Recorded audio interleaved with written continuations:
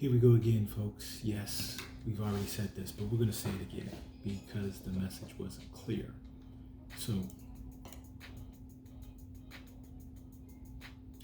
familiarity breeds both comfort and fear. It brings comfort because it's what you're used to. That's what you know, so to speak. But it brings fear because that's what you're used to.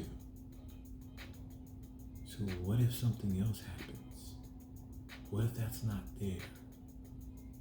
Then there's the fear of that and the fear of the unknown. Even if something is bad, we can have a fear of it not being, losing it, and not having it in our world. Because if that's not there, then what is going to be?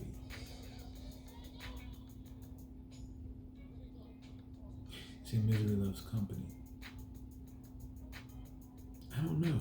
I don't hang out with misery. But I think we all know at least 1, 2, 10 miserable people that seem to want to spread their joy to everyone else. Now, the wiser man is just going to keep it moving, keep walking. Hey, whatever you say. And let that not be part of the atmosphere. But then there are those that just kind of jump in and go, oh yeah, we got something dramatic going on here. I can relate to this. And so they get in and they want to boost the misery. So I guess that's where you're saying misery loves company. Because it definitely will draw others to it. Not necessarily a great thing. And then the third part of that trifecta is that, trials, tribulations, trauma, crisis builds character. Yeah. I think you can take from that crisis to build your character, or you have a choice to take from that to build your character. But I don't think the crisis itself builds character. What I do think is that crisis will emphasize or show true character. Because you can fake the funk all day long as you're not tested. But once you're tested, either you're in, you're out, you have the answer, you don't. If you have the answer, how do you answer it? If you don't have the answer, how do you not answer it? It's all within the character. And character is a choice. It's not necessarily a given. Because you can react or not. You can react in a certain way or not. That is up to the character. And the situations which we go through give us the experience to employ our character in certain manner in future situations. And so, with that, I say, never, ever doubt your experience and knowledge just for the sake of no argument. If you know something, if you've been there, done that, and somebody wants to argue with you about how to, don't discount yourself just for quiet.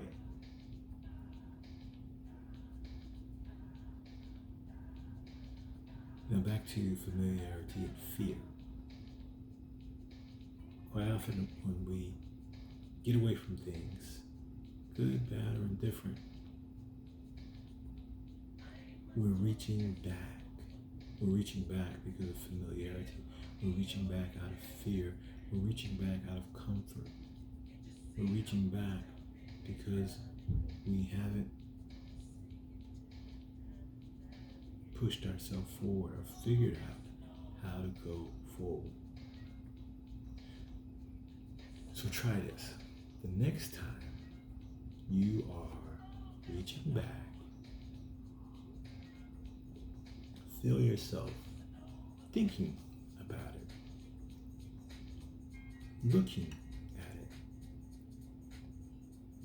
Get outside of your self-containment. Go somewhere unfamiliar surroundings, unfamiliar circumstances, just unfamiliar. And look at what you have with you. And what you'll have with you will be yourself. Get to know that.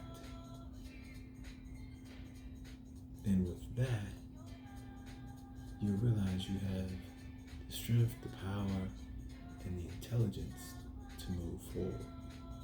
I was watching a movie, I don't even know the name of it, but there's a character, and I'm not going to name actors or anything, but there's a character in the movie, and he's talking about how he went on a self-finding journey, and he went through Europe and backpacking, etc., etc., etc. And he was up in the mountains hiking, and he got hungry, and he was looking for money, and he reached in his back pocket, and what he found was his ass.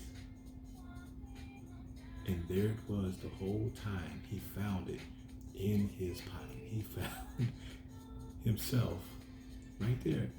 He'd been with himself the whole time, but never paid attention to it. Took him literally running out of money and the end of the road, so to speak, to find his own ass. Imagine that. So, the moral of the story is, when life is so familiar that you can't reach for anything else, in spite of the fact that what you're reaching for is not conducive to the life you need or try to live, then you need to get outside of that life. You need to get unfamiliar and then get familiar with what you have. Let it go. You can't get away from anything, even if you escape its grasp, if you don't let it go. Let me repeat that.